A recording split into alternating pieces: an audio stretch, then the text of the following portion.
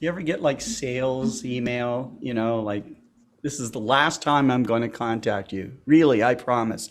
It seems you're not interested in making, 100,000 times more money than you make today. Well, Scott, It's like consulting. And it's ridiculous. And so It's I like just I don't like unsubscribe or anything. I just like delete them just to see how many more times they'll come back. what are you talking about? I missed something. he's talking Email about where people try to sell you stuff. Ah, yes. It's not like a sale or a special offer or something like that. It's like, you got a spare 15 minutes? No, I don't have a spare 15 minutes.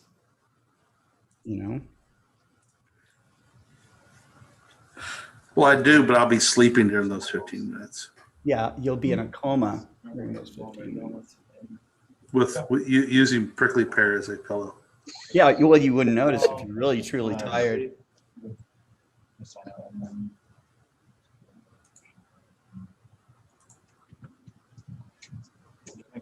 I think Kent should test out this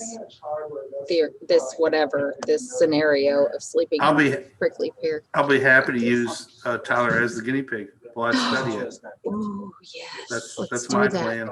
Let's do that and not tell him. That's my plan. You guys are mean. We love Tyler. Imagine what we'd do if we didn't like him. Tyler, guy can hardly defend himself.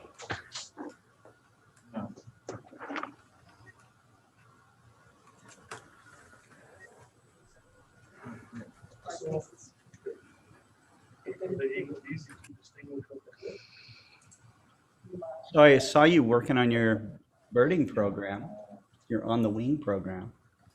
Okay. Sir. I saw you working on your on the wing program. Yep. You and Dan George got something brewing up here. Yeah, we've got our report ready for next week and an update on the robins in the nest. It's astounding how much they've grown from Friday morning to today. So Saturday, 4 days? It's astounding. Thank you. Your debates. I need to come look at the pictures.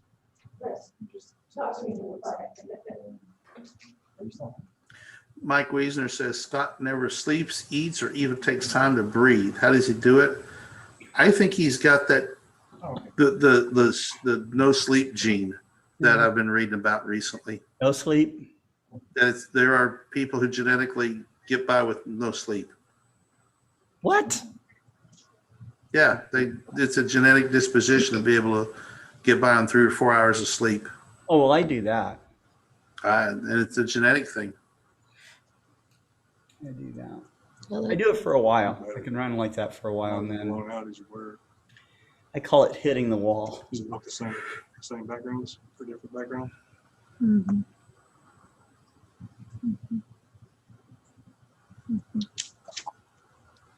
There's Cameron. Oh, All Cameron. I can. Yeah, sorry, my computer was acting up, so it took me a while to log in. I apologize for that. I was trying to start actually 10 minutes ago, but anyhow, I'm in. So Harold Locke says Tyler is cool. Tyler is only cool when he's in a refrigerator.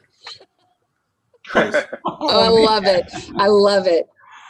Because Tyler thinks about going out in the warehouse and starts perspiring. Yep. How's everyone doing today? We're good. We're good. Good. All right. There we go. Yes, we had a heat wave on Monday, so NASA's Hubble Space Telescope has directly imaged what may be plumes of water vapor on Jupiter's icy moon, Europa. Europa has long been thought to harbor a global ocean of water beneath its surface of ice, making it a prime target of study for anyone interested in searching for alien life. Eventually, our search for life will take us into that ocean, but until then, the existence of a water vapor plume would provide an early glimpse into the ocean's conditions. In 2012, a team of astronomers used the Hubble Space Telescope to observe a faint aurora from the interaction of Europa and Jupiter's magnetic field. They detected emissions in wavelengths characteristic of the breakup of water molecules. And after considering a wide variety of causes, the team concluded that the most plausible explanation for these spectroscopic measurements was the existence of plumes of water vapor erupting from the surface of Europa. Now, a different team of astronomers has used a different method with similar results.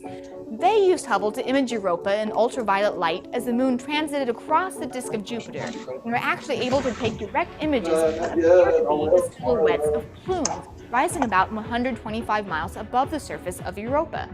If these observations are indeed of water vapor plumes, then they approximately match the 2012 observation estimates for the plume's mass, height, and location. Also, these plumes are transient, meaning they come and they go. Out of 10 observations of Europa transiting across Jupiter, the team saw possible plumes on just 3 of the transits. Both the recent observations and the 2012 observations provide evidence, not proof, of water vapor plumes on Europa.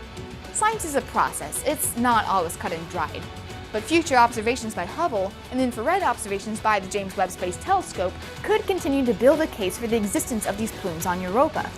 And then NASA's future Europa flyby mission would continue the search for the plumes and visit them to look for evidence of a habitable underwater world.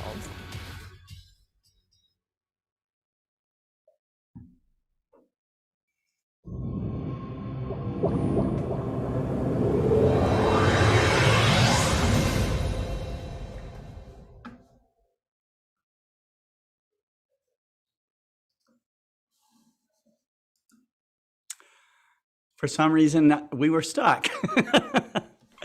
Hello, everybody. This is Scott Roberts with the Explore Alliance and Explore Scientific, and you are here with Annie Scarborough, Kent Marts, and Cameron Gillis, and we have our doubleheader Wednesday here with FirstLight Chronicles and Camstronomy. So I'm still kind of a little punch drunk, I guess is a good description for it, after an amazing global star party last night. It was a lot of fun, very, very educational. I learned some new things about George Ellery Hale during her talk, during Davis Sobel's talk.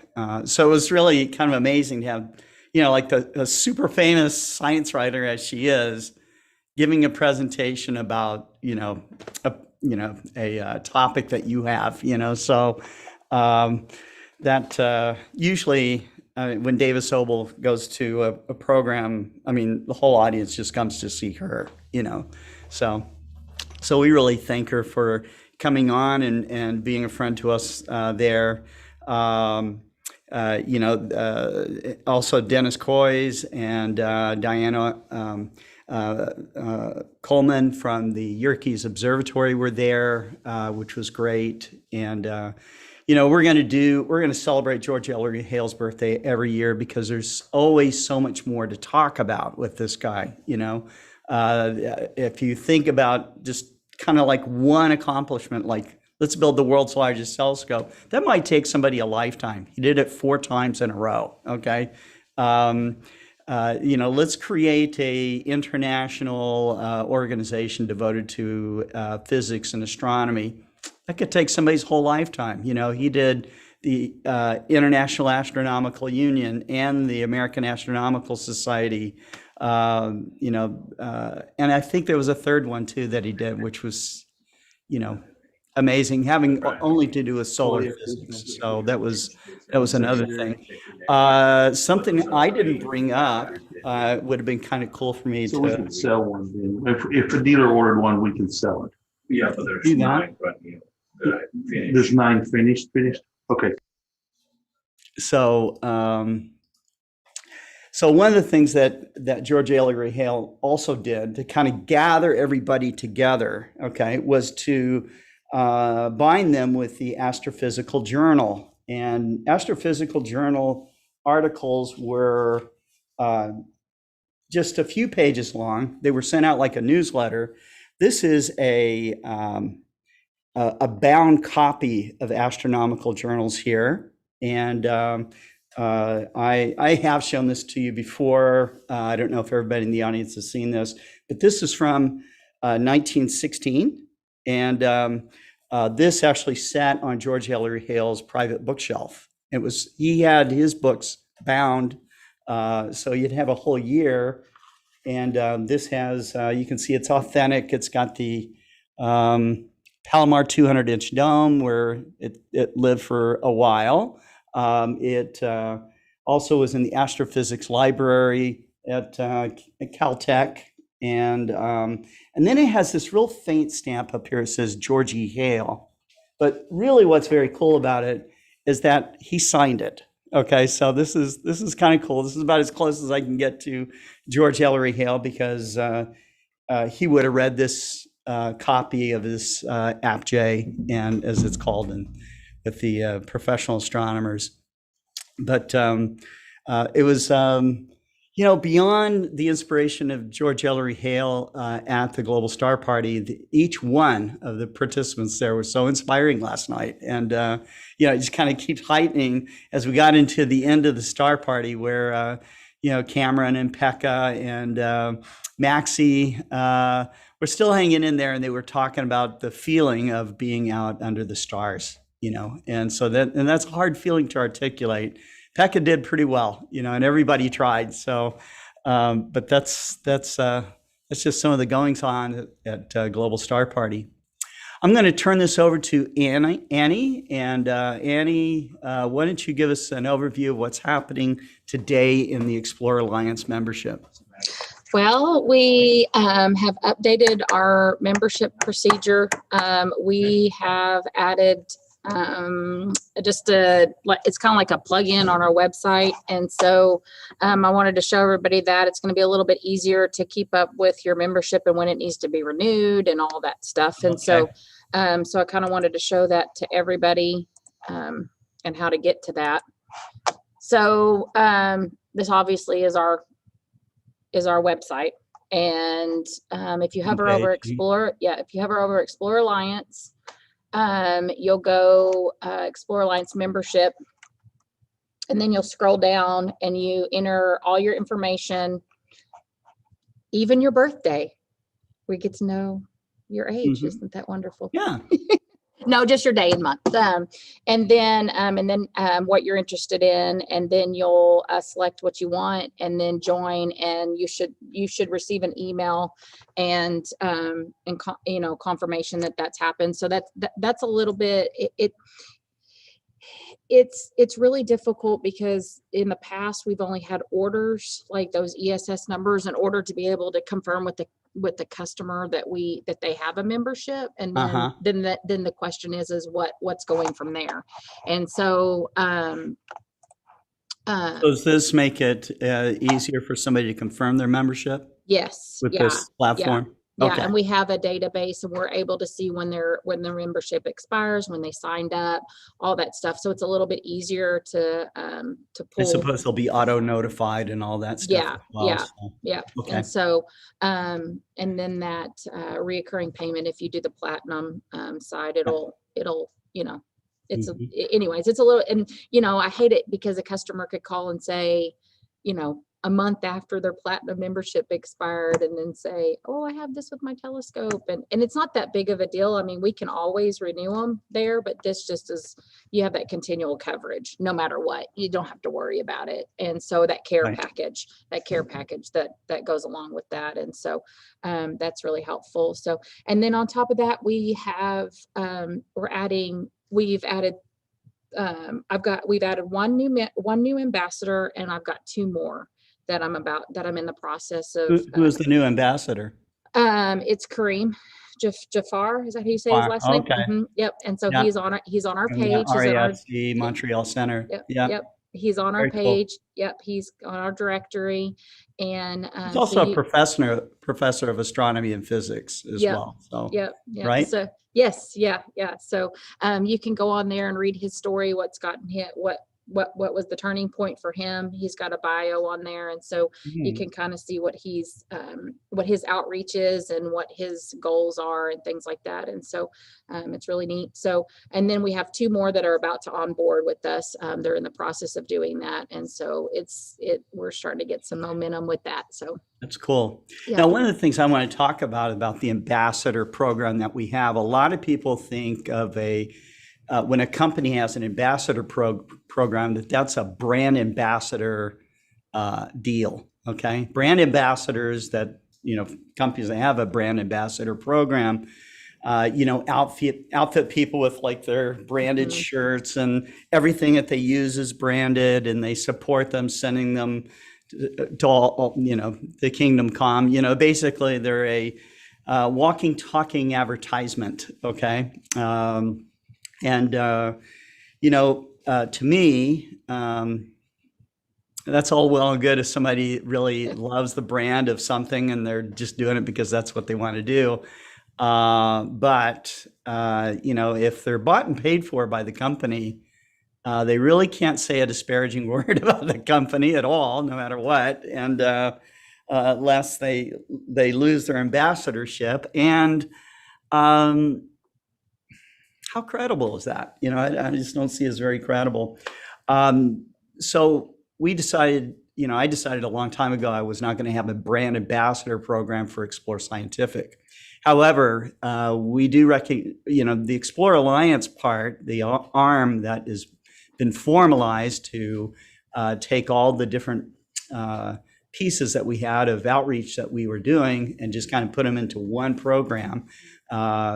Explore Alliance does recognize people and organizations that are devoted to the same kind of core values that we have when it comes to educational outreach. And that means that that's open to anyone or any organization that is doing a great job with that. And we like to shine a light on them to link to their websites and further their cause and all the rest of it. But and there are some benefits to being an Explore Alliance ambassador, but it's not a bunch of free stuff. It is, but we can support ambassadors with discounts if they're using equipment for educational outreach. It can't be for resale, those kinds of things. So if you need more information about it, you could call me or Annie, and we can kind of walk you through it. If you know of a deserving individual or organization that should be listed, let us know. We do kind of have a backlog of organizations and people that we are listing. One of the organizations that has kind of been waiting for a while is the International Dark Sky Association. So we will have those guys up. And you mentioned you have a couple of more ambassadors that would be coming on. Is that right, Annie? Yeah, I have 2 ambassadors to add, and then I have 2 of those International Dark Skies, and then the Alliance, the Historic Alliance of Historic Observatory. Yeah, I have that to add, and so onto the website. So I've got to get those done. But yeah, so there's a lot of things happening, and it's exciting. It's fun to hear the ambassador stories of what was their turning point and what changed their heart and their mind to astronomy. And so it's really neat, and I'm the first one that gets to hear it. So it encourages me and it gets me excited. So for me personally, to be able to experience that same thing, so it's really neat. It's really neat. Very cool. So, but yeah. Very cool. All right, Annie, is there anything else that we need to add before we? Oh yes, I drew a name out of the members. So we've started that monthly drawing. Oh, really? Oh, yeah. So we're going to do it at the end of the month because it's June 30th. So next at the end of July, we'll do it again. So what I've done is if I have your address and your email and your phone number, then I put everybody into a number generator and let it do its thing. That's pretty amazing. But anyway, so our winner this month is Robert McCauley. And so I have emailed him, and he is going to get a t-shirt and an Explore Alliance t-shirt and a Explore Alliance or Explore Scientific cap. And so I've emailed him and let him know. So, but yeah, yep. Okay. We can't hear you, Kent. Yeah, you have to unmute yourself. You mean like the one I'm sort of wearing? Yes, the one like you're sort of wearing. Yes. Yep. So You look like a truck driver or something. with that thing he on. actually does. Yeah. But yeah, so that's It's a what. little Yeah, high. they'll get one of those, and then he'll get an Explore Alliance members T-shirt. So And yeah. these are really nice caps. Yes. Heavy duty, really well made caps. These are not just, $3 giveaway caps or something. This is a decent cap that is going to last for a while. Yeah. Nice. Yep. Nice. Okay. All right. Well, great. That's wonderful. Okay, let's keep rolling along here. Kent, what do you got for us? All right. Oh, So, Annie, were you going to say the name of the person that won? Yeah, it was Robert McCauley. Robert McCullough. Okay. Yeah. Mhm. and All right. Yep. that's Maybe I missed that. All right. and that's a paid membership, correct? Yes, that he is a platinum member. I'd have to get in our records and see how long he's been with us, but I know I know he just ordered something a couple of months ago from us. So, but yeah, that's that's legacy. If you're in Groups IO, you automatically have a legacy membership. You get thrown into the hat if I have your address and your phone number and your email. Then we get thrown into the hat. So it ended up being like 698 members that we have all their contact information. So And we're working hard to try and track down all those other people Yes. as well, right? Yeah. I know Yes. you're working on that every day. yep. So, Great. last week we were going to talk about the Galileo Scope, but we went long, and so that didn't happen. So, this is the FirstLight Chronicles, and so, the Galileo Scope is sometimes the first telescope people see. It's an educational telescope. It does not have a large field of view. It can be mounted on a tripod. Here's a not finished editing version of a video that Libby and the Stars has done for us. And it's a rough edit. So scratch edit is what the name of it is right now. So let me configure here so I can, what's happened to my screen? I always struggle with this. I've gone into some weird, let me quit sharing my screen here so I can get to the video and share the sound.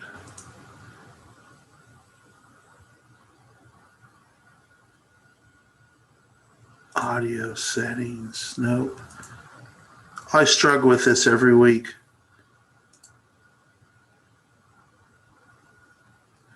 And Scott jumps up to come in here, and I find it right as Scott jumps up to come in here. So Scott, jump up and come in here. Well, you just to jump up and then, okay, I'm on my way. This is so frustrating because I do it every week and I can't remember it. It's like I have this block. Luckily, Scott's not 2 counties away. He's only 2 doors away. That round donut thing what is that? Oh, there you go. Could y'all hear that? All right, you're sharing? Are you sharing your screen? No. All right, when you go to share, click that. There it share is, sound. share sound. It's the wrong spot. There you go. I'm going to have to write this down so I remember it. Just get a magic marker and write on your screen. All right, Scott told me to write it on my screen. Y'all heard that with a magic marker. So, all right, so here we go. Let's try this again. Can you hear that? No.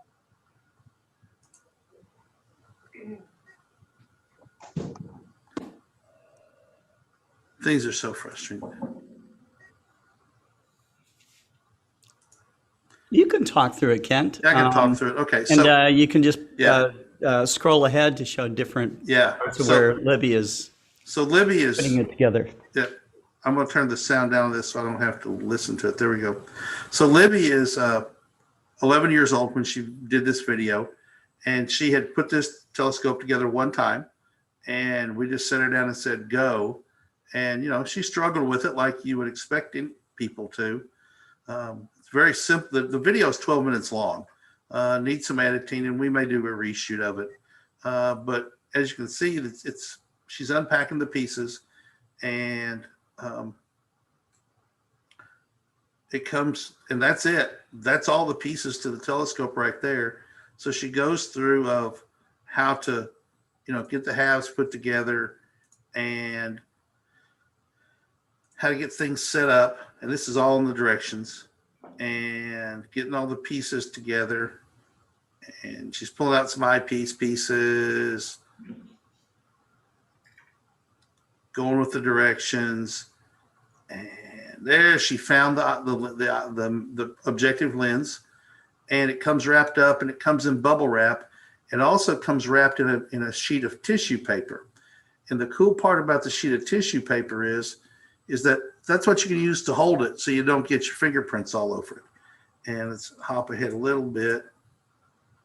And see, there she's using the tissue paper it's wrapped in to get it oriented and then put it down into, there's the paper it comes wrapped in. And it just simply goes down in just like that. She's using that tissue paper to get that objective lens in so you don't get fingerprints on it. And it gives you directions. It'll only go in one way because there's a groove that the lens fits in. And so that's pretty straightforward. Real simple now. She's putting in the 1/4 to 20 nut. So you can mount it on any standard tripod. Which frankly, getting that piece set in there is not as easy as you'd think it would be. You have to work a little bit to get it. And putting together the focusing tube, because this has a slide focus.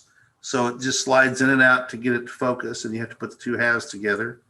And it's as simple as getting the correct band piece on it, and then getting the correct O-rings.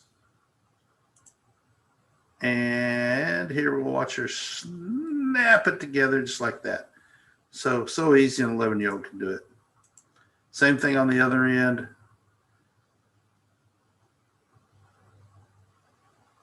So we're already 4 minutes into it, and you think, she's going to build a whole telescope here. And you slap it in there, get the other half. It'll snap together. You get that end piece on the eyepiece. Yep, there we go. So now you've got what is the starting workings of a telescope.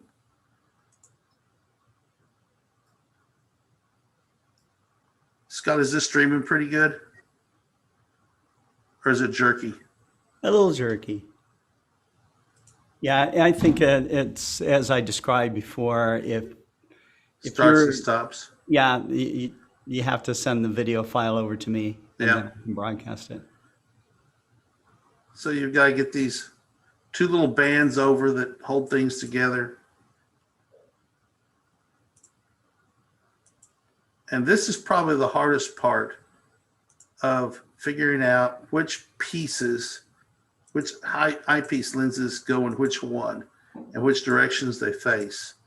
And the trick I taught Libby was that if you use that piece of tissue paper, you can put your fingers on there, and I think she'll do it here in just a minute, and you can rub it to feel which surface is concave and which surface is convex. Then you match them up correctly, following the directions. Yep, there. She's feeling the surface to see which way they turn.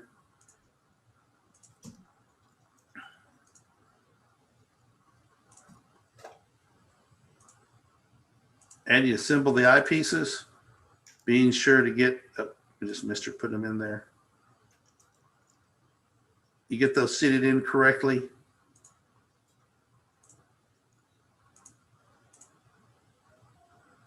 There you can see them assembled, and she's feeling for which way they go. and she's putting them as the directions show. And then she can use that piece of tissue paper to pick them up, keeping these lens elements clean of fingerprints and oils and stuff. And she puts the other set of eyepieces in and snaps it together, and voila, you got an eyepiece built. Even We're gonna have to- Galileo would have been proud. Yeah. It's so cool. This is great. I mean, So this- it's so awesome that you've enabled, given given Libby this great opportunity, and she's doing a great job. It's awesome. it has been amazing to watch her blossom over the last year, to get into a much better swing of things. Now she's putting together one of the other eyepieces, as you can see.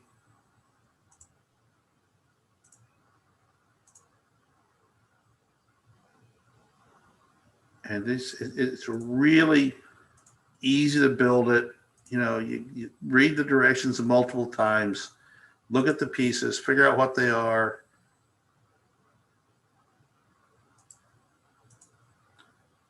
And the different eyepieces, there's a Galilean eyepiece that has like a half a degree field of view. And it's like trying to look through a piece of pencil down the barrel of a ballpoint pen almost. And there it is. It's put together in a working telescope in 12 minutes. So, she was very good at it. She did a pretty good job of getting that telescope put together. That was the second time she did it. She did it one time and then she put it together. So it's a cool telescope. It's educational on what pieces you use to make the eyepieces work right. If you get them in backwards, you get real weird effects. And that's part of the learning process. And we'll have people call in and talk them through, okay, you need to do this, or take the lenses apart and feel them and figure out which surface is which and follow the directions, and we'll talk them through it. And, as many of these as we sell, most people are able to figure it out. Few people struggle with it, but I'm really impressed how many people, I think they order this understanding what it is. Sometimes we get some people who order these and think these are, a high-end working, telescope and are. Well, you get guys like Gary Palmer who attach like I a was gonna say that, yeah. $1,000 astrocam to it and do an amazing shot of the moon. Okay. Yeah. So Yeah. So while it may only be hard to argue that point. while it may only be a $69 telescope retail, it's highly educational for people of all ages Yeah. to learn how a telescope works. So, And that it was $69. developed by educators. It was Right. the International Year of Astronomy, one of their cornerstone projects. And so you had, half a dozen astronomy educators, some of them, university professors, and they were involved in the design and manufacture of the scope. We were asked to take over manufacturing when the last of that team wanted to just kind of almost go into like a retirement type of phase at that point. However, they are still involved, so which is really cool. So, I like, I've used the telescope. I've looked at a few planets and stuff out. You have to have a tripod to make it work well. You can hold it up and look at the moon and some signs down the street and stuff. But if you're going to handhold it and look at, a planet or an M object, it would be a distinct challenge to do that, especially using the Galilean lens, which has a very, very tiny field of view and is really high powered. It would be a difficult chore to handhold that. And I haven't researched. I'm sure Galileo used some version of a tripod or a holding device at some point. So when you see illustrations of him doing star parties, he did a star party for some lawyers. He was doing this in Florence, trying to influence kind of the elite society The real purpose, or the money in a telescope during that time was selling it to the military. So it was a surveillance tool. And I mean, if you could see the enemy coming and identify what that enemy had, so you could be ready by the time they got there, that was a big deal. It took some of the element of surprise out. But I guess in Galileo's heart of hearts, he was a scientist, and to show just how unbelievably amazing his telescope was for military use, he turned it on to the moon and to the planets, and was seeing things in so much greater detail that he was able to change how we viewed the solar system. And so that was... I can't imagine looking at Jupiter, the first person to look at Jupiter with a telescope. Yeah. And watch it over the period of a couple of nights and realize that those are going around that and they're not supposed to do that. And having the observational tools to be able to realize what was going on, and without experimenting, just being able to look at it and then leap to the understanding that those stars, moons, whatever, are moving around that planet. And just fascinating. And I think, didn't Galileo inadvertently, I think I did a show on this one, Galileo inadvertently discovered either Venus or Neptune. I can't remember which it was. He actually drew it over 2 different nights and showed that it had moved, and he didn't realize it. But you can go back in his drawings, and he had actually documented its position on those nights. And if you go back through a planetarium program, he nailed it.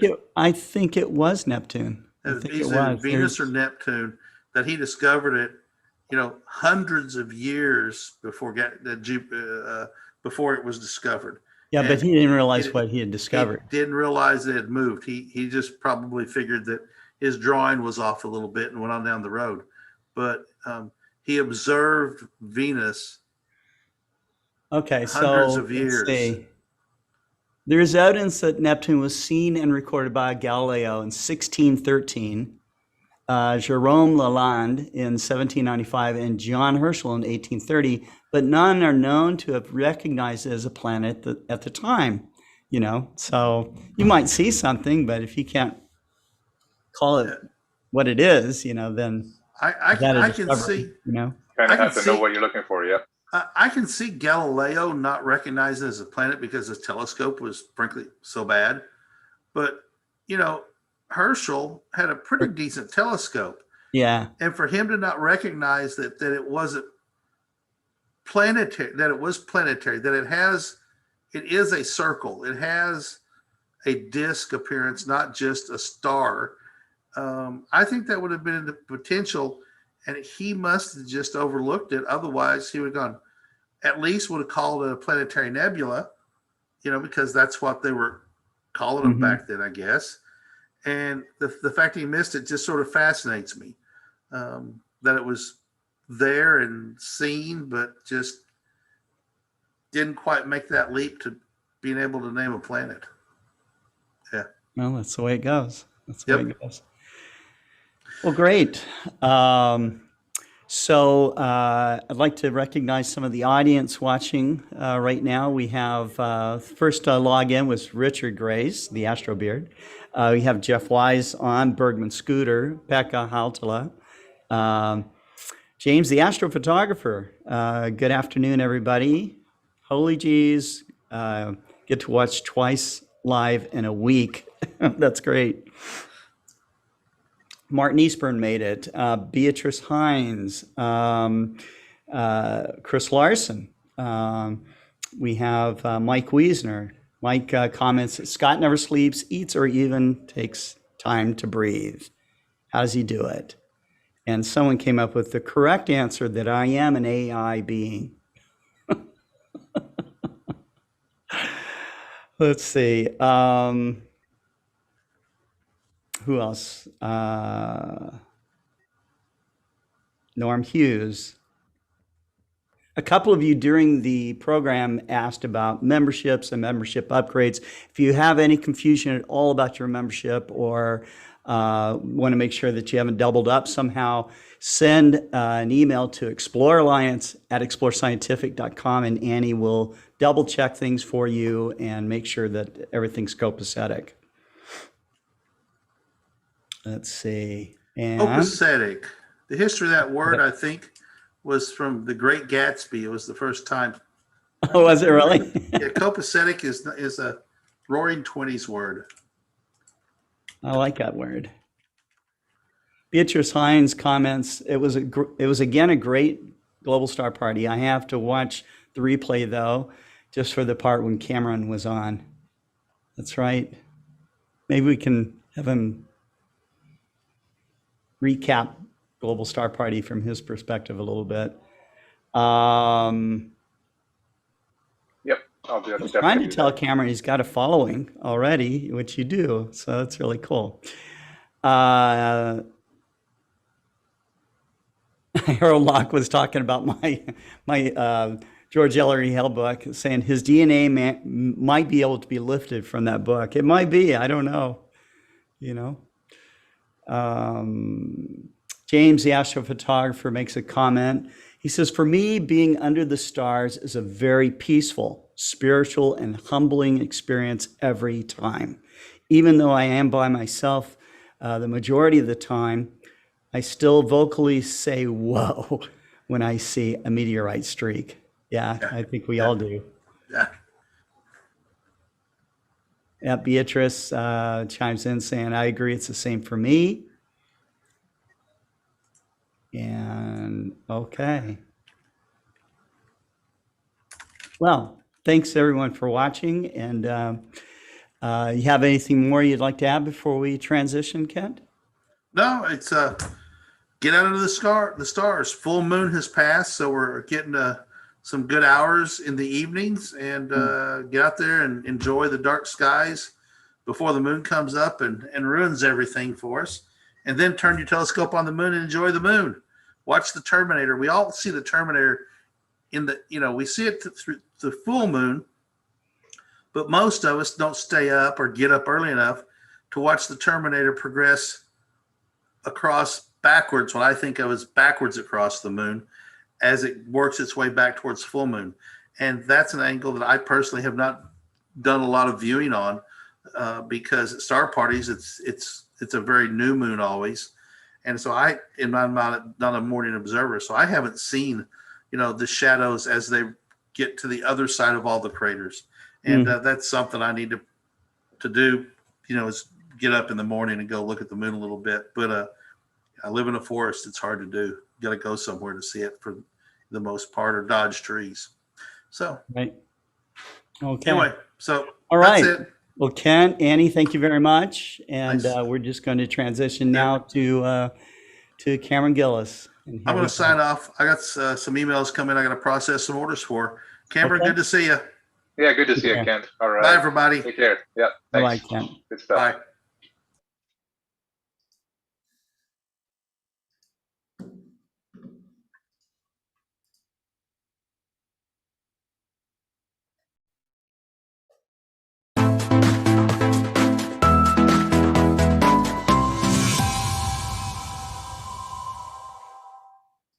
All right. So How did you like that one, Cameron? That's great. Yeah, See, I was trying really to find some video element. I go, okay, well, he's in the city, but he's doing astronomy. He's on a balcony. That's the closest I could get today. So, No, that's cool. That's cool. Thanks. No, the Orion Nebula, one of beautiful session, but yeah. It really is very relaxing. We'll have to do that in future ones, but this is good. We can jump right in.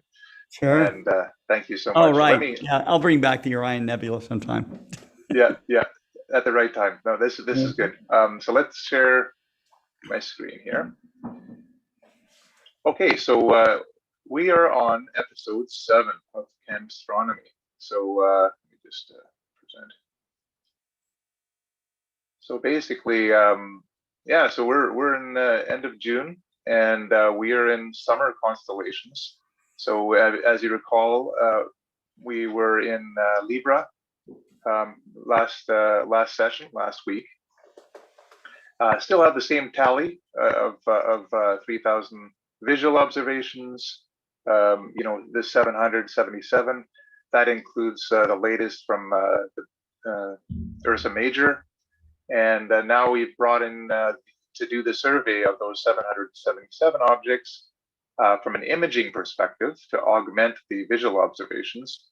I have kind of been refining the workflow and the process to, maximize the enjoyment of capturing these images both with the smartphone and with my new Astrocam. And so here's just a record of the pace. I'm just looking at, making sure that we keep this really interesting, and at the same time making steady progress as we go through all of the survey. And I figured that, we're going to be adding more images per object because I'm going to be having smartphone images, and we also have Astrocam images that are going to be supplementing those. And I figured that around 10 around 10 objects every session is about the right pace when we look at all this. So I think we are now, we've been doing like 9 to 12 images per session, and 9 to 14 images.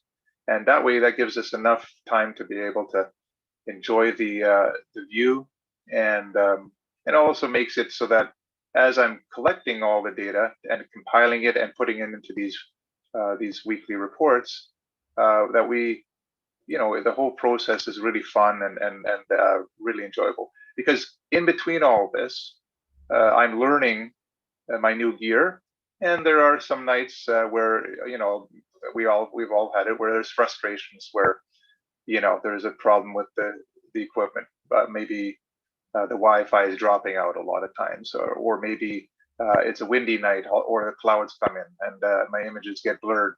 So the idea is to refine the process to make sure that even when those events happen, it's still enjoyable, and it's for anyone who's jumping on board and doing this themselves, that you maintain that positive momentum as we improve our capabilities and enjoy the journey. So with that said, I want to talk about this last weekend. We've had a lot of great weather here in Seattle, super hot, but it's been giving me an opportunity to really test out my equipment and my new process.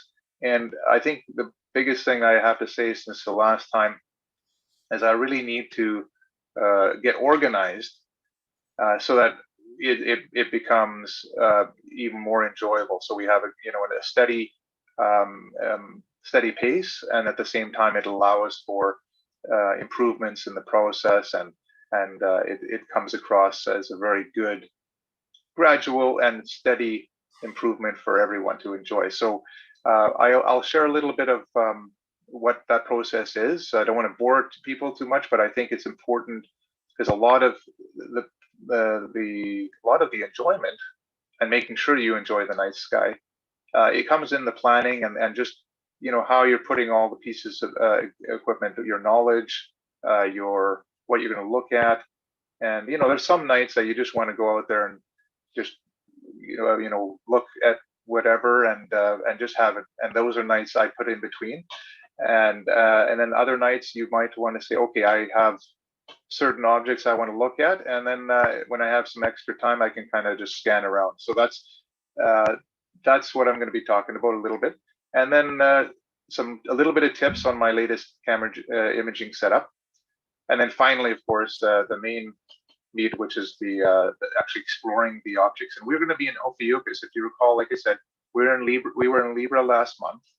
So if I go back to my this guy here, so pretty much it's getting dark here in Seattle. In the summer months, it's basically getting to dark around 10:30. I would say I'm pretty much set up, so that gives me only a couple hours. I mean, I've been going past midnight pretty much every night that it's been clear. But that is something that is been pretty good. I mean, I've been able to get a good solid 1 to 2 hours per night of actual observing and enjoying the recording. So we got into Libra this time, and then or last time, and now we're going to go into southern Ophiuchus, down here close to the Milky Way, and it's just bordering Sagittarius. So we're not going to, it's tempting, and I have data, and I started getting into Sagittarius, and there's lots of good stuff, and I'll show you some highlights. But for the purposes of the sky survey, I just want to maintain a little bit of discipline, and let's just go through Ophiuchus, and then we're going to continue with Ophiuchus next week, and then started to get into Sagittarius, and then Libra. And you can see I'm making a gradual pace from west to east. Last time, a couple weeks back, I did the Hercules. So we're all in the boundary, and I wanted to get down to the southern sky by the Milky Way, and it's in the sky glow, which is really tough for me at my latitude. I'm 47 degrees north, so these objects are pretty challenging to image because of the sky glow. And they move by fast, right? Because right on the horizon, they're moving at I have a very small window where I can actually observe these objects. So I wanted to be able to capture these and share them as they come by in prime time for everyone. So with that said, let's go back to presentation. Okay. No change in the imaging setup for the smartphone images that I'm going to be showing you, except that I switched to, there was some comments in the previous one where it's like, hey, why don't we bump up the power a little bit, especially on some of the Planetary Nebula, and use some of the, higher power eyepiece. So I used a 13 millimeter eyepiece for some of the shots this time, and that worked out good. And then as far as the and this is a nice setup because I can just grab it, and there's no strings attached. It's I just lift the whole rig out, and it's ready to go. I can prepare everything inside, and it's ready to go. This imaging setup I did on odd nights. I followed up after I did my smartphone imaging. I would come along with do the Astrocam, and the biggest thing that has happened since last time is I added this additional spacer. So my image train is actually properly balanced, and I'll show you that on the next slide. But the other thing, I learned a couple of interesting things here.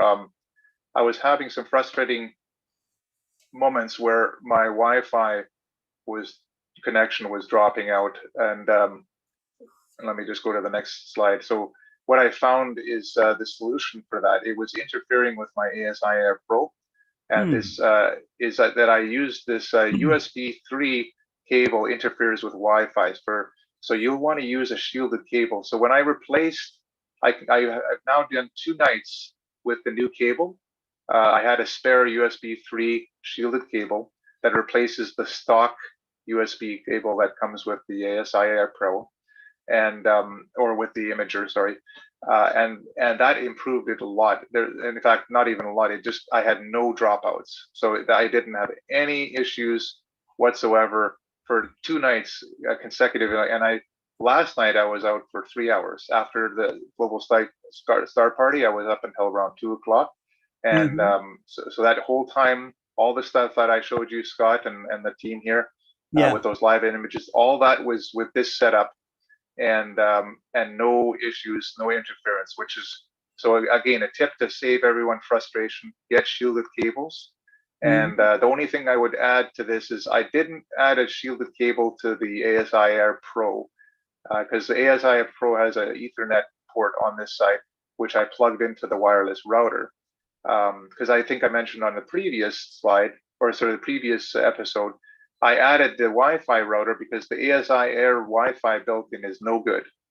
It's in a shielded box. It has limited range, and so I put an Ethernet cable. That Ethernet cable you'll want to make sure also is Cat 6 if you can, and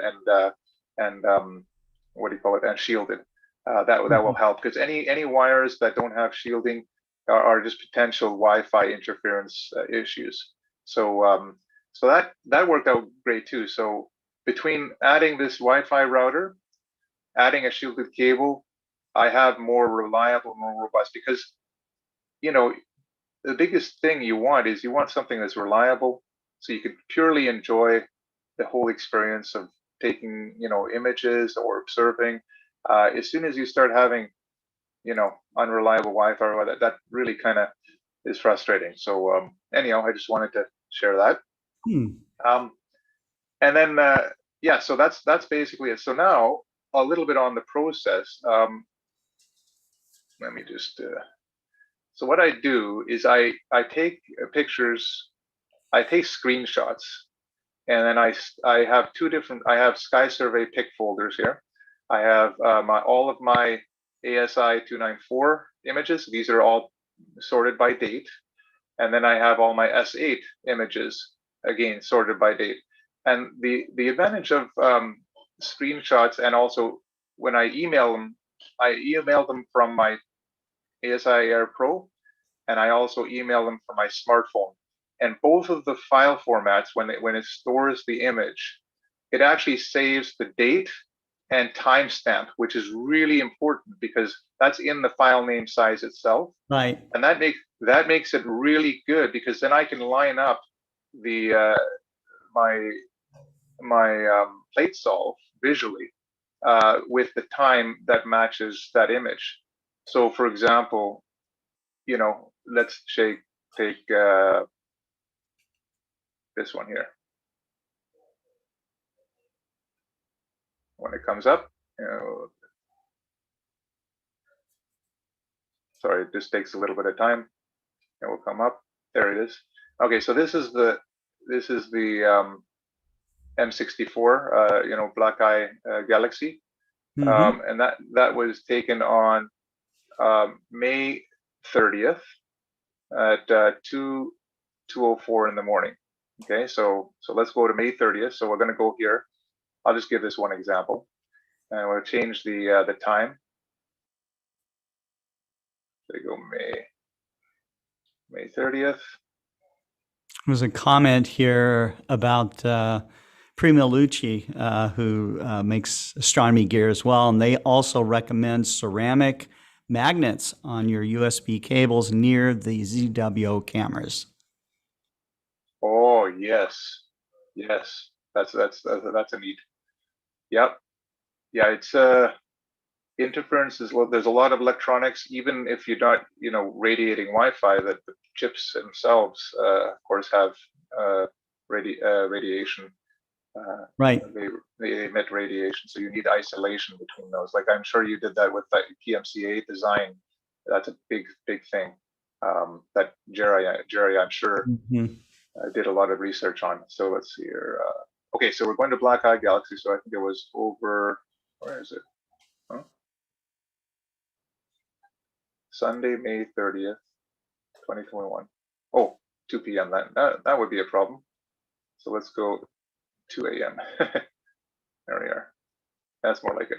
Okay, I was wondering where everything is. Okay, so if I go here, and I go to the Black Eye Galaxy, I'll zoom in.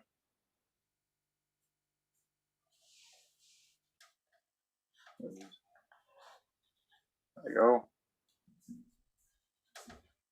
And you can see the orientation matches, right? Yeah. You can see the stars, the 3 stars here. Those are these 3 stars here. So basically, that will really help keep your sanity because when you start taking pictures and all that, you gotta. One of the biggest challenges, I think I can speak for a lot of the experienced ones who've done a lot of imaging, is that you start collecting a lot of data, and you get more data than you can actually, process and enjoy, so to speak, get the maximum enjoyment. So I think the key is to get it so that as you're recording and doing your observations, that you keep it in a good pace where it's organized, and then that means when it comes later, you look at it, you can really pull it all together. So that's what I did, and I put it all in the folders. And then what I did is I take those images. Those are all compressed, by the way. You'll see the file size is it's only they're under 100K. If I go into the detailed view, for example, let's view details. You can see they're all under 100K, so they're very small. And so, you know, if you look at the raw files, of course, those are like 25 megabyte TIFF files and stuff. I don't actually download that at this point in time, because remember, I'm doing the sky survey, and this way you get a lot of broad brush, you collect good data, you improve your technique, because a lot of the images here are already pre-processed in ASIR Pro, and then I do after I pull it in, I can actually pull it into PowerPoint, do a little bit of other you know, adjustments on the image, but just for, again, as a broad brush. And then once you have your record and a sequence, you can go back and say, okay, I want to take a better picture of that particular object. Then you can start working on fixing the site and getting all the awesome data, hours of data, and all the stacking and all the good stuff. So it's kind of, that's the process I'm taking. And rather than diving in and just choosing, like going deep on one or a couple of objects, I want to do a survey, and then we can start to, and those techniques will really help, because as you start retooling, you can become more efficient with actual detailed image processing. So anyhow, continuing along. I think people are duly impressed with your file sorting structure that you've got going there. Very clean, very organized. Yeah, it's really important to be organized, because there's a, you know, the universe is huge, and we're just doing a tiny part. And because this is a sky survey, I want to make and this will continue to be refined. But I think I made it a big breakthrough again over the last week, and it will just continue to get better, because eventually, like we talked about before, Scott, we want to go on the cloud and start to do more of that. So that's going to need database expertise and a lot of other stuff. So I'm kind of creating the database structure, so to speak. I see. You know, in a semi-logical way, and then we can, you know, refine it. It's the system engineering part of me that's I can't help. Yeah, it's very cool. But to do this, so with that being said, now I have, what I do is I have a PowerPoint, and this is going to help me prepare for these sessions, both the Global Star Party and also for Camstronomy's Wednesday sessions. And I just take the images and I pop them in, and as because I'm doing this inside, I'll just what I do is I go to my computer and I say, okay, what object am I looking at? Like, let's go back. I'll go back to now, change to, let's go to 11 o'clock. So let's say I'm doing a survey and say, okay, let's go back. Where are we now? Here we go. Okay, so I will make an observing list or an imaging list, so to speak, and I'll literally say, okay, let's say I'm in Aquila, and I'll choose, you know, going from west to east, and then I zoom in, I look at the time, and as I'm taking the picture, I take a screenshot, and I basically take a screenshot of the orientation, and then I paste it in my into this file. And if I unhide this, for example, unhide, and then I paste it in there, then I have a record, and I can match up as I'm taking the images. I can come back, and when I email it, and I go back and I can reinsert those images in here beside the screen capture, and that way the image. I see. And you're using the ability to use PowerPoint's layers. Yes. I see. Yeah. So what I do is, so I won't. I didn't want to do that, but anyway, let me undo all that. Yeah. So let me undo that. Yeah. Save that.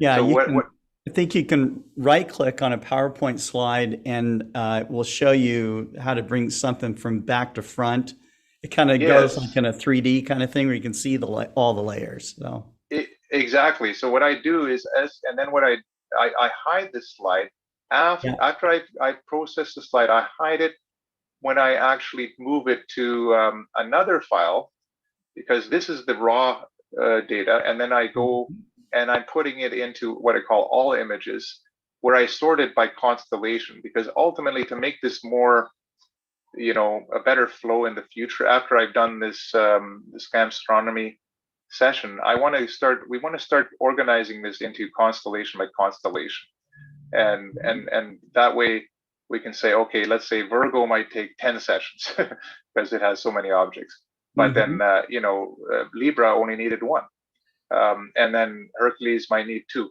But the point is, all the objects and everything are in that folder of the constellation. So that way I can go back and I can pick and choose and put those into the appropriate presentation. So that is what I've done. And now, getting back to today, all of that translates into basically the list of objects that we're going to look at today. We're going to be looking at, like I said, we're going to be looking at 12 smartphone images and camera skies image survey pictures, covering 9 objects in the southern Ophiuchus. So let's get started. So first one is M4, and if we go to M4 in our observing, let's zoom back out here. Okay, so go down here. There's M4. It's right by Antares. It's very easy to find. So any scope can see this object. It's a bit washed out. It's quite large. It's a bit washed out visually for people in the high northern latitudes, but it's an easy find, and it's a nice. This is the image that I took with the smartphone. And if you look at M4 specs, it's really bright, 5.6 magnitude. And let's see how far it is. It's going to be in the tens of thousands. Oh, it's less than 10,000. So it's 7.2 thousand light years away. But it's a real beauty. If you have a dark sky or you're in lower latitudes, it's quite a big one. And here's the image I took with my follow-up image with my ASIR Pro. And you can see that the smartphone actually does a pretty darn good job here compared to the and that because a lot of this was an earlier picture. I took this on. That's the other thing I've started to do. I'm adding a date on when I took the picture, and that will give an indication also about the versions. Because what's going to happen is, as I refine the process and I get better images, I'm going to replace these older ones with the best in class of each of those. So this is an earlier picture, but it's okay. I mean, but one thing I did notice that a lot of yellow stars in the which is really neat. In a lot of these globular clusters, they're very yellow stars in the core. And same with this is M62. So if we go to M62 now, go back here. It's a nice image. Yeah, if we go, so M62 is even further south, so you can see it really into the sky glare.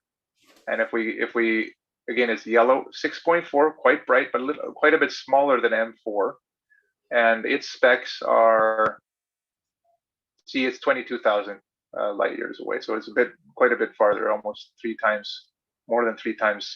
This is not what I want to show. More than 3 times the distance. Let's go back to. So this is M62, and yeah, so this I didn't take it with the smartphone, but I got this, and you can see it's very hard. The seeing is bad. You're looking through a lot of atmosphere, so the stars get bloated and fuzzy. But to be able to do this, it's okay. At least I captured it, but it would be a bit of work, I can tell you, to get a good image of this at my latitude.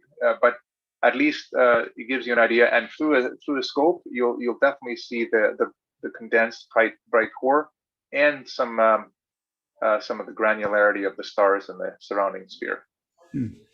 M19, getting a little bit further up. So we go by M19. Now we're almost at M4's latitude. So this is 15 degrees off the horizon, just to give you an idea. So where I'm at, 15 degrees off. So it's not, this was, whoops, just go back, just to show you guys. Okay, so see, this was only 12 degrees, M62 is 12 degrees off the horizon for me. And then M19, let's take a look at specs, zoom in. At 15 degrees north. M19, yeah, it's almost 30, so it's even further away, 30,000 light years away. And it's magnitude 6.7 or 6.8.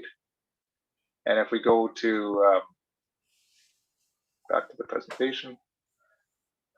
So it's a bit fuzzy again. I took it on the same day. Another thing I'll point out, there's a dust mote here.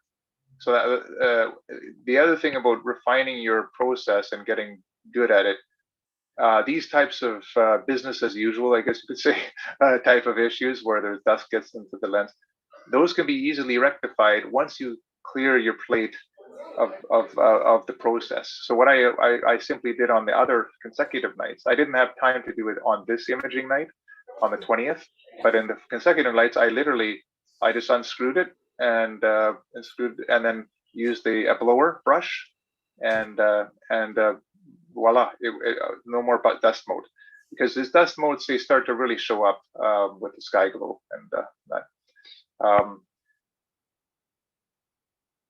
NGC 6293. So let's go to 6293. That one, it looks quite a bit further. You see magnitude 8.2, that's starting to get into the fainter area, and it must be pretty far away. 31, so it's, yeah, 31,000 light years away. And if we look at the image again, yeah, it's quite small. This again from the 20th, it has this fuzzy stars. The seeing conditions obviously were not good, so, but you can still see it. The main feature, of course, being very small and very condensed core. Now we're going to switch to planetary. This is a smartphone image, so let's Planetary Nebula. So now we're moving up, and that's my general technique. I like to go from the bottom up because these objects tend to go behind the house pretty fast. So I try to get them when I can, and not always the best conditions, but that's why you keep them going out. 4634, that one, planetary. 10.9, which is quite bright for planetary, because of surface brightness with the size of that planetary is quite bright. And if we look at it, it doesn't have a distance, it looks like. Yeah, one thing I've noticed with planetary nebulae, as I mentioned in another session, is because of the nebulosity, it actually is difficult to gauge because it blocks the star. It kind of causes a distortion. I don't know the details. I just read about it. Maybe Scott, you know, but basically, planetary nebula are difficult to find the actual distance. So it's usually a range. That I don't know. Yeah. You know, but with the devices that we have these days,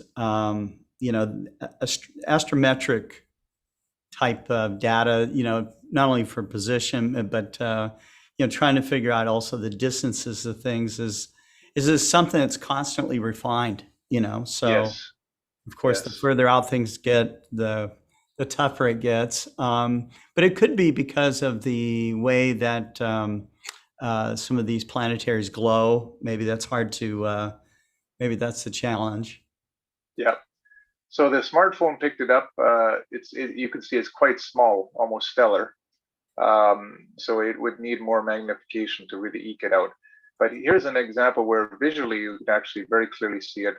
And if I go to the smartphone image, the giveaway on the smart, or not the smart, as I go to the ASI Air image, you will see a nice distinct blue disk. You know, it looks the same size as the stars, but because of this color, it gives it away. It's pretty much that's how. Now, if I had a higher focal length, I could probably eke it out and get a better.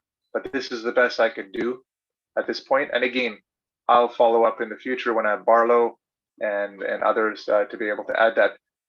This is a good one for the for more magnification and with an equatorial mount to be able to get a better picture. So this is the fun part about this whole thing, because some objects are just nice, you know, like they're really give you like the real instant gratification, if you can call it that. But then there's other objects that give you that kind of that coax you to say, oh, you can do better. you can get a little more detail, or you need a little bit more. So when you start surveying this continuum of different challenging objects, you start to realize that there's just so many more paths you can take on the journey, and it's nice to kind of explore them deeper and deeper every time. So you're at a fork in the road. There's many ways you can go, and you kind of go travel down each one a little bit more and a little bit more. And this is another example of that, where certain planetary nebulas are very diffuse and large and easy to pick up with an astro imaging camera. But then there's these ones here that are high surface brightness, but very small, that are more challenging, even visually. Looks like a fuzzy star. Okay, M9. This one is getting better now. If I go back up here, so M9. See, now we're getting at 20 degrees. 20 degrees above the horizon is starting to get a little bit out of the muck, out of the heavy atmosphere. So you'll see this image also was taken on the 20th, but quite a bit better, much sharper stars, and you can see some nice across the disk granularity on the globular cluster. So this was a satisfying one. And if we look at the specs for M9,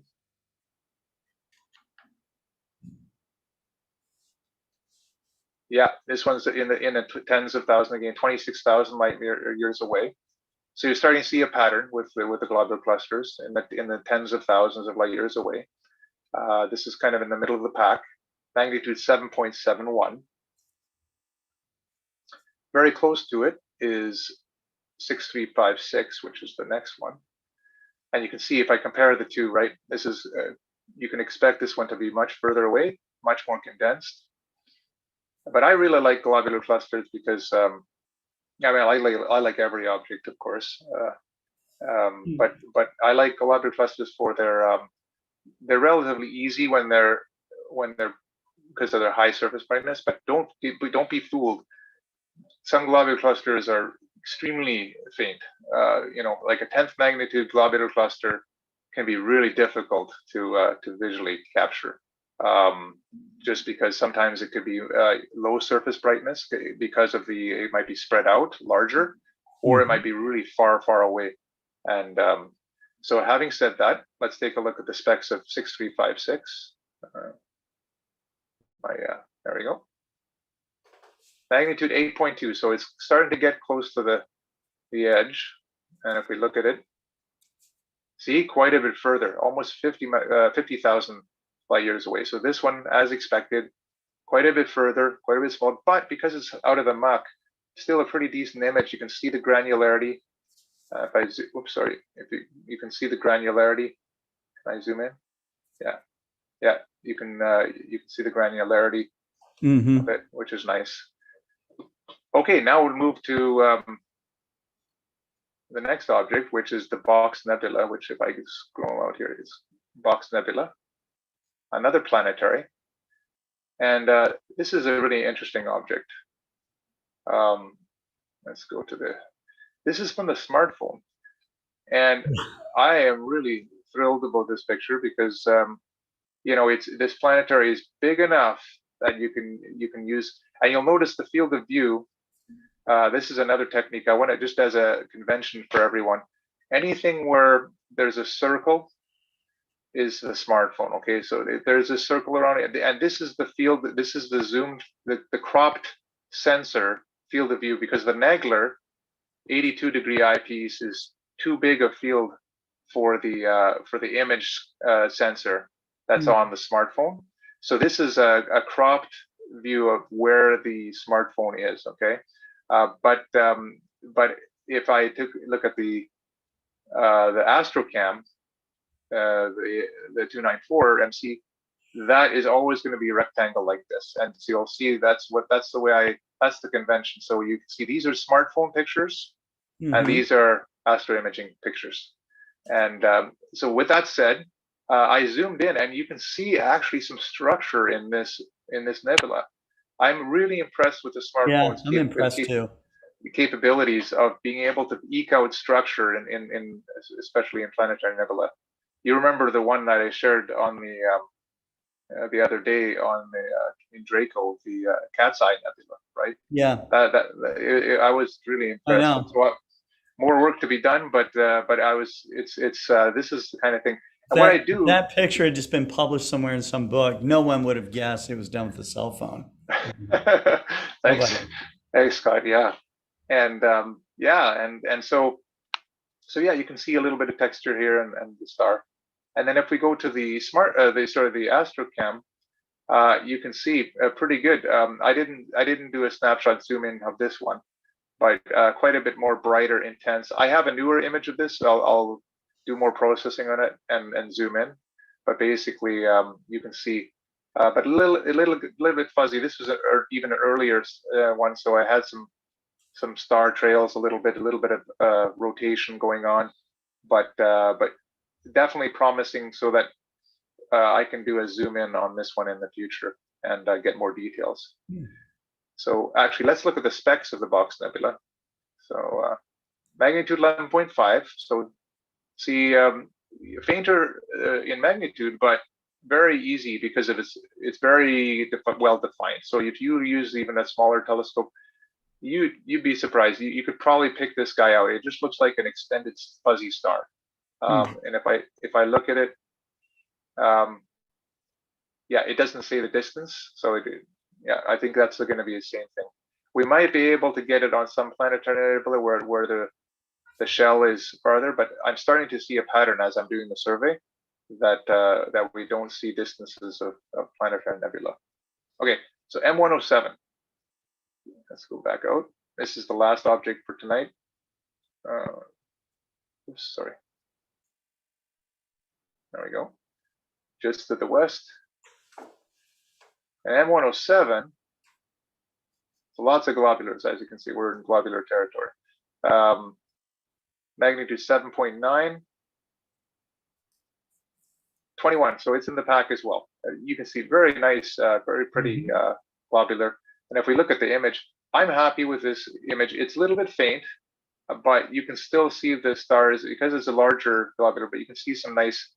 What I really love is when I see different brightnesses of stars, like some very intense stars in the central core that are sticking out, and then you have some fainter ones in behind. I just love that view. It's just really thrilling.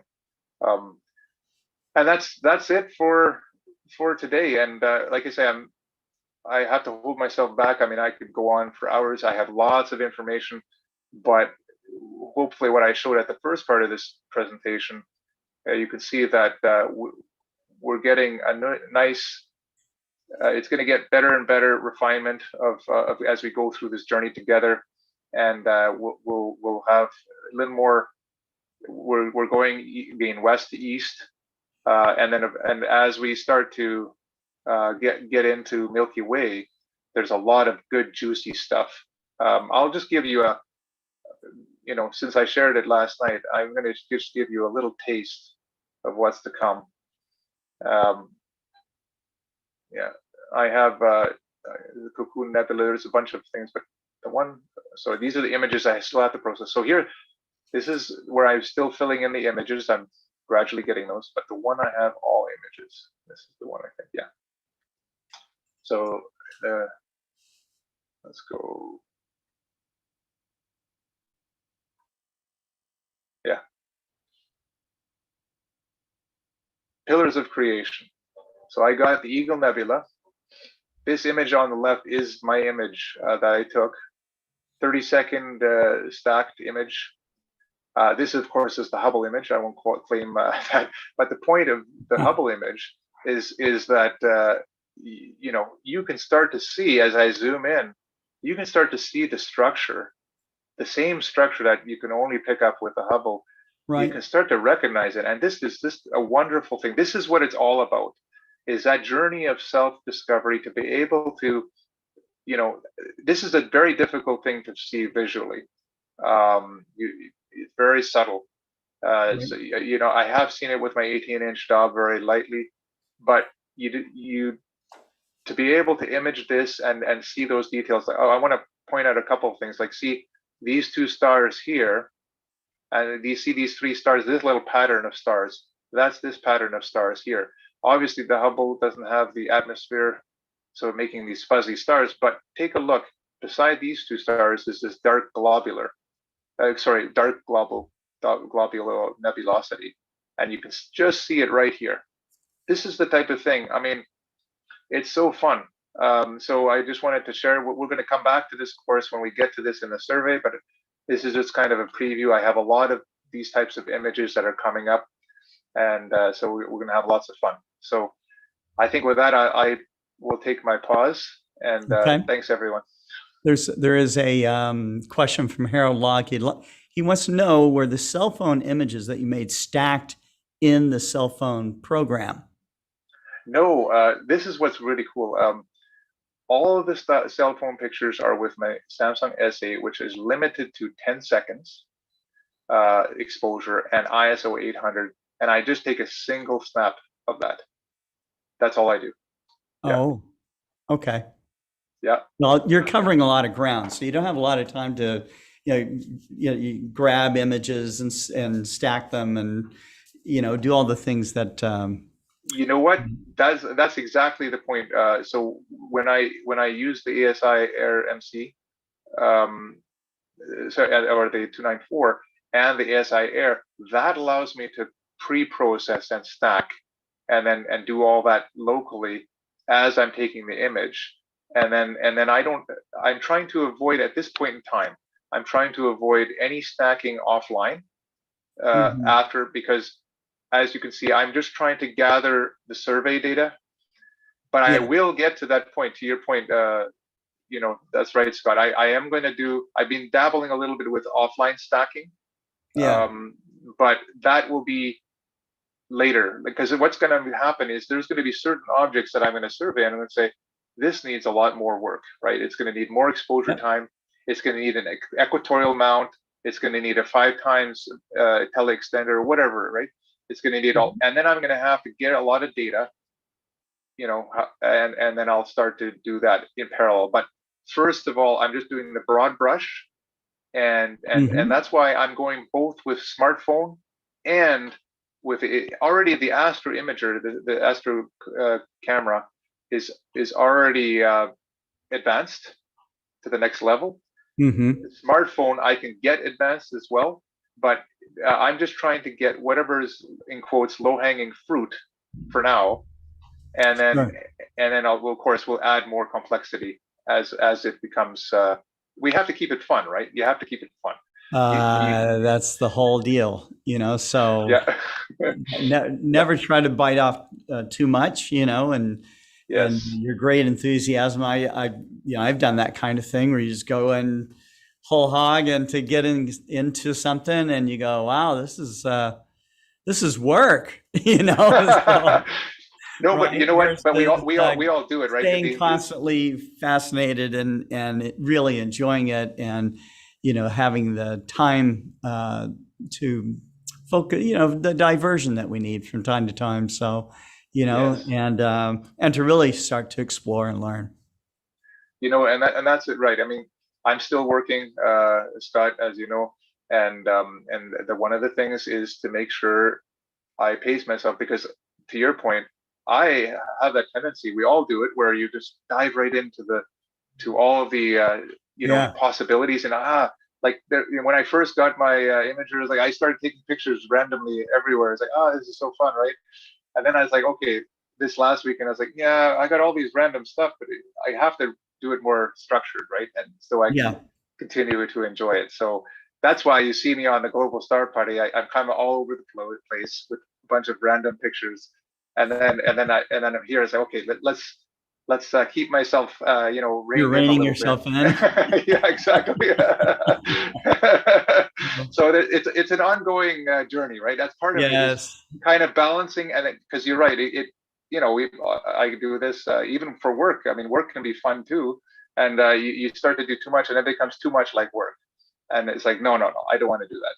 I want to make sure that my hobby is my passion, and I continue that way, and I don't make it a burden, Yeah. Yeah. So, Great. anyhow. Okay. Thanks. Cameron, thank you so much. Thank you to the audience. And we will be back tomorrow at 4 Central Time. And until that time, keep looking up. Thanks.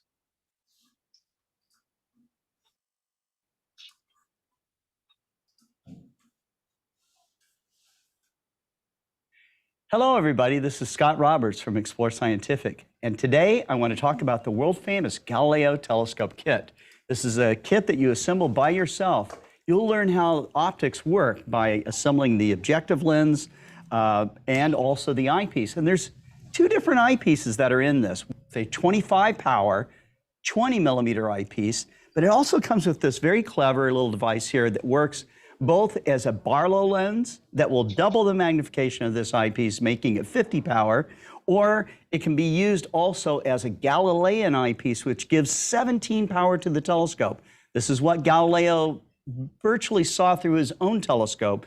So you can have that same experience that Galileo had looking at the moon, looking at Saturn's rings, looking at Jupiter. It is a telescope that was designed for the International Year of Astronomy in 2009, and it's a fantastic kit, both for child and adult, to learn how a telescope works. And so if you get the telescope like this, you can either have it on a stand like this, you can hand hold it like a pirate's glass, or on the bottom here, we have a threaded hole here that you could put it on a camera tripod. Very versatile, very rugged, and a lot of fun, all from Explore Scientific.